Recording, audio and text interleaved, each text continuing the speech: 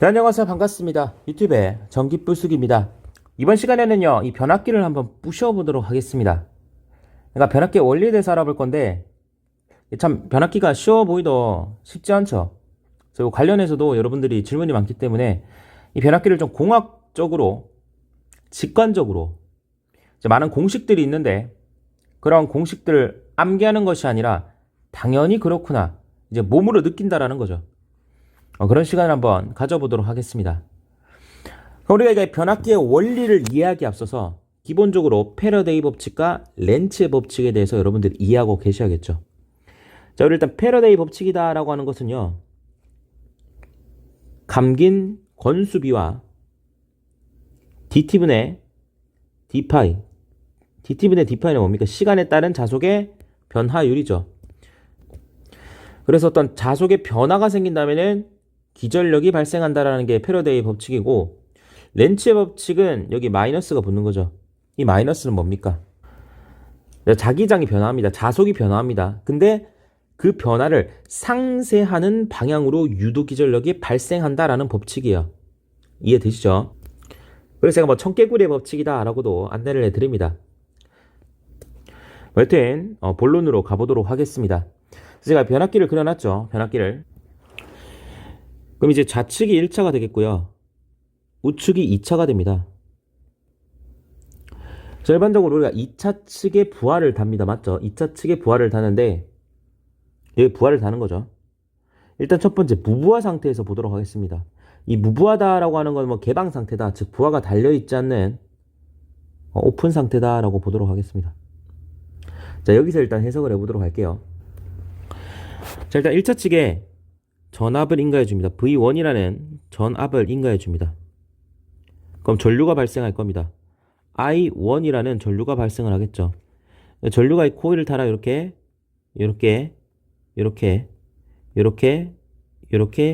흐르게 됩니다.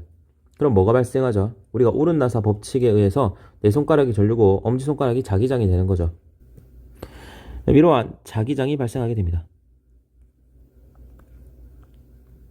그런데 지금 자기장의 변화가 일어났죠. 그럼 이 변화를 상쇄하는 방향으로 자속이 발생합니다. 그게 바로 이제 렌츠의 법칙이 되는 거죠.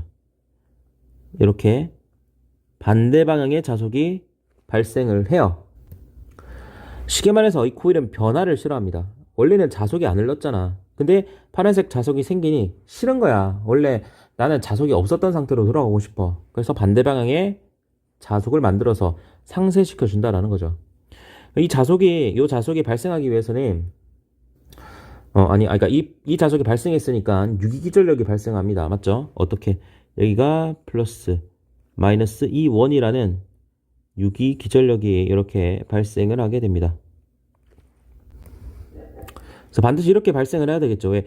플러스에서 전류가 나가잖아요. 그럼 여기 전류가 나가고 마이너스 전류가 들어오는 거죠. 요렇게 들어오는 겁니다. 맞죠?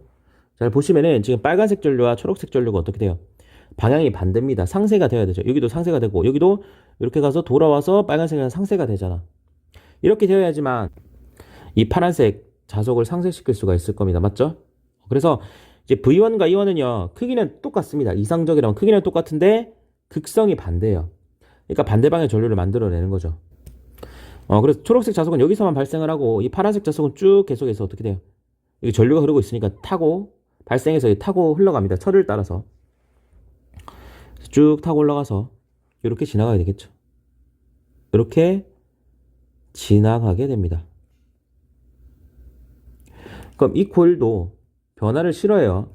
원래는 코일에 자속이 안 흘렀는데 이러한 자속이 들어오니 반대 방향의 자속을 만들어냅니다. 반대 방향의 자속을 만들어내게 됩니다. 그렇게 되면은 여기가 플러스 마이너스 E2라는 유기기전력이 발생을 하겠죠. 그쵸? 근데 이제 오픈되어 있기 때문에 실제 전류는 못 흐르게 되는 겁니다. 전압만 걸려있는 상황이 되는 겁니다. 자, 이게 무부하 상태인데 아마 여러분들이 기기 시간 때 이때 흐르는 전류를 뭐라고 부릅니까? 여자 전류다라고 부릅니다. 맞죠? 무부하 전류 또는 무부하 전류. 그래서 이렇게 표현을 하는데 이 값이 매우 작다. 그리고 부하시나 무부하시나 항상 존재한다. 이렇게 배웠습니다. 맞죠? 그게 무슨 말이냐면은 지금 보시면은요. 이 변압기는 철덩어리입니다. 맞죠? 철덩어리이기 때문에 투자율이 상당히 높아요. 이 투자율이 높다라는 건 뭐죠? 우리가 정기자기학 때 얘를 뭐라고 했습니까? 얘를 투자율이다라고 했습니다. 그럼 투자가 여러분들 주식 투자할 때 투자가 아니죠. 맞죠? 투는 뭐예요? 투과한다라는 거예요. 자는 자속이에요. 자속을 투과하는 능력이 커요. 그 말은 L 성분이 크다라는 겁니다. 이 L이 의미하는 건 뭐죠? L은 이렇게 나타낼 수가 있는 I분의 N파이 이렇게 나타낼 수 있죠. Li는 N파이니까. 그러면은 우리가 뭐 N은 생략하고요. 이 L이 의미하는 건 뭐냐면은 예를 들어서 1A의 전류가 흘렀어요. 그때 자속이 1웨버만큼 발생했어요. 이때 L의 값은 1헨리가 되는 거 맞죠? 맞아요. 근데 1A를 흘려줬어요. 근데 2웨버가 나왔어요. 이 경우에는 2헨리입니다. 여기서는 이게 1헨리고요. 여기가 2헨리가 된다는 거죠. 그러면 L 값이 커진다라는 얘기는 뭡니까? 같은 전류를 흘려줬는데 그만큼 자속을 더 많이 발생한다라는 거예요. 그래서 기본적으로 이 철은 자성체입니다. 자성체이기 때문에 투자율이 크고 L이 커야 돼요. 당연히 그래야지. 얘는 자속을 많이 만들면 많이 만들수록 좋은 거 아니에요? 맞죠? 그래서 L 값이 크다라고 생각을 해 주시면 됩니다. 자, 그러면은 이 L 값이 크다라는 얘기는 뭐죠? 우리가 유도성 리액턴스 XL 공식이 어떻게 됩니까? J의 오메가의 L이 되는 거죠. 즉 L이 여기 있죠. 그럼 유도성 리액턴스의 성분의 값이 크다라는 겁니다. 다시 돌아가서 여기 1차 측만 보도록 하겠습니다. 1차 측만 가지고 제가 아래 회로를 한번 그려보도록 할게요. 1차 측만 이렇게 그려볼게요. 이렇게 그릴 수가 있어요. 1차 측을 그린 겁니다. 맞죠? 그래서 1차 측에 V1이라는 전압을 인가를 했고 그리고 전류가 흐르게 됐죠. 이렇게 전류가 흐르게 됩니다. 그럼 요 L 성분이 있죠. 얘가 뭐하다라는 거예요? 이 값이 엄청나게 크다라는 거예요. 크다라는 거예요. 그 말은 J 오메가 L 성분이 엄청나게 크다라는 거예요. 맞죠? 그럼 우리가 여기서 전류를 어떻게 구해요? 전류는 임피던스 분의 전압으로 구하는데 전압은 V1이 되는 거고 V1 임피던스는 지금 L밖에 없죠. 그럼 J 오메가 L이 되는 거예요. 맞아요? 근데 L 값이 어떻다고? L 값이 엄청나게 크다고요. 그러면 이 I 값은 어떻게 돼요? L 값이 엄청나게 크니까 I 값은 작아진다라는 거예요. 이해되시죠? 그래서 여기 흐르는 전류가 여자 전류가 되는 것이면 얘가 작은 거예요. 얘가 엄청 작은 거예요. 그러니까 이 여자 전류는 실제 전극 전류의 3%, 5%밖에 된다고 합니다. 그러니까 설계를 할 때 3%, 5%로 맞춰준다라고 해요. 이게 무슨 말인지 아시겠죠? 그러니까 결국 L이 크다라는 건 뭐라고 했죠? 자속을 잘 만들어낸다라는 거예요. 그래서 이거 I0다라고 하는 거는 이제 여자 전류인데 얘가 뭐 자아 전류와 철선 전류는 아니는데 이게 대부분 자아 전류입니다. 이게 자아 전류가 뭐죠? 자속을 만들어내는 전류예요. 그러니까 이 I0 값이 작아도요. 얘가 작아도 자속은 어떻게 되겠어요? 잘 만들어내요. 왜? L 값이 워낙 크다 보니까 전류를 조금만 흘려줘도 자속이 잘 나온다라는 거예요. 이해되시죠? 이게 무부하 사항입니다. 자, 그리고 여기서 우리가 또 추가적으로 알 수 있는 것이 뭐냐면 여기가 V1이었죠. 그럼 여기가 뭐였어요? 플러스 마이너스 E1이었죠. E1이었죠. 그럼 이거 폐회로죠. 폐회로에서 전압가가 어떻게 됩니까? 제로 되는 거죠. 이게 전압가가 제로 되는 거죠. 맞죠? 그렇기 때문에 V1과 E1은 어떻게 돼요? 크기는 같아야겠죠. 0이 되려면. 부호는 어떻게 돼요? 반대가 되면 0이 될 거 아니야. 이해되시죠? 그래서 V1과 E1은 크기는 같고 방향은 반대다. 이것도 알 수가 있다라는 겁니다. 자, 그 다음은요. 우리가 부하식을 보도록 하겠습니다. 자, 부하는요. 2차 측의 말 그대로 이제 부하가 달린 겁니다. 이렇게 달린 거예요. 가보도록 하겠습니다. 동일합니다. 자, V1이라는 전압이 인가가 됩니다. 그럼 전류가 흐르겠죠. I1, I라는 전류가 흘렀다. I로 표현을 해보도록 하겠습니다. 그럼 여기에도 I 이렇게 전류가 흐르겠죠. 그럼 자석이 발생할 것이며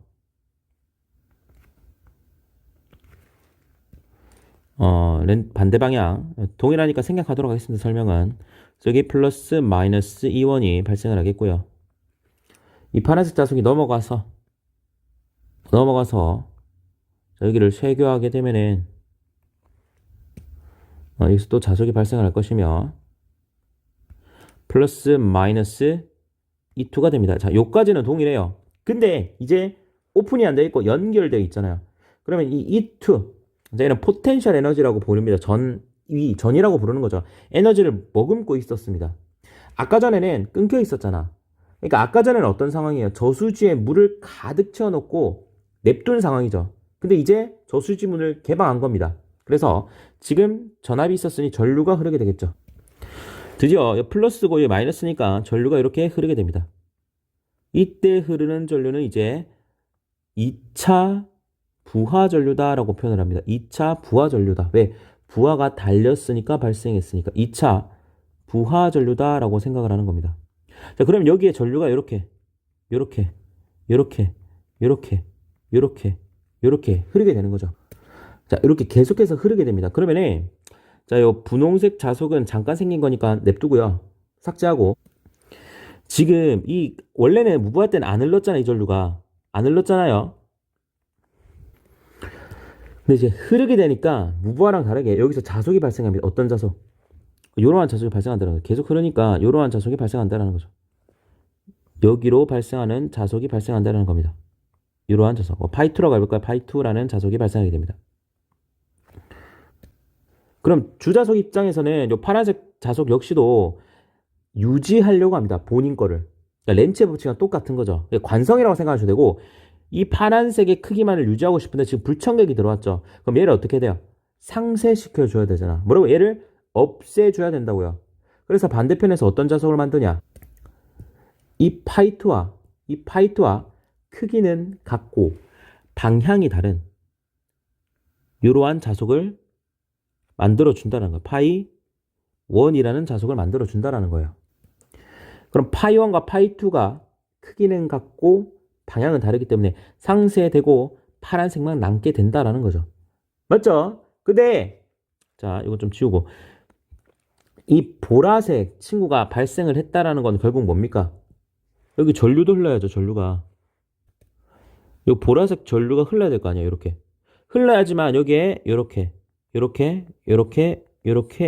흘러서 이 보라색 자석을 만들어냈을 거 아니에요.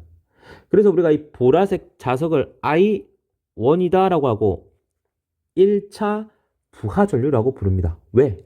얘는 부하가 있을 때만 발생하는 거니까. 아까 무부할 때는 발생 안 했잖아요. 맞죠?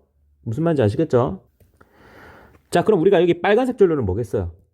얘는 여자 전류라고. 여자 전류는 항상 동일합니다. 얘가 여자 전류가 되는 겁니다. 여자 전류. 부하나 무부하 때나. 그래서 우리가 1차 전류다라고 부르면은 보통 얘네들을 어떻게 한 겁니까? 더한 값을 1차 전류다라고 부르게 됩니다. 일반적으로 이 I0의 값이 너무나도 작기 때문에 무시를 할 때도 있죠. 근데 구별을 해야 된다고. 이 I1의 값은 부하 시에만 이러한 원리로 발생을 한다라는 거예요. 아시겠죠?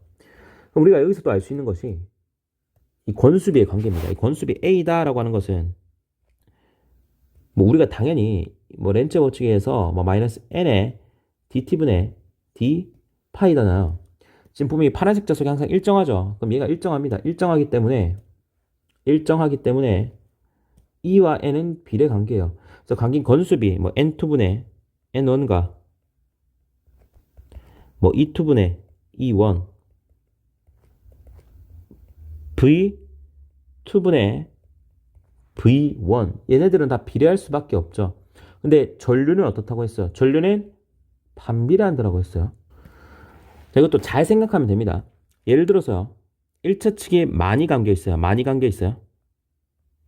있다 볼게요. 2차 측이 조금 감겨 있어요. 자, 그럼 2차 측에 I2라는 전류가 발생을 했습니다. 그래서 파이2라는 자속이 발생했어요. 그럼 1차 측에서 이 파이2를 어떻게 해야 돼요? 상쇄시켜야 되죠. 상쇄시켜야 돼서 전류를 만들어내야 됩니다. 맞아요? 근데 이 전류는 여기 많이 감겨 있죠. 많이 감겨 있죠. 그럼 조금만 보내도 되는 거 아니에요?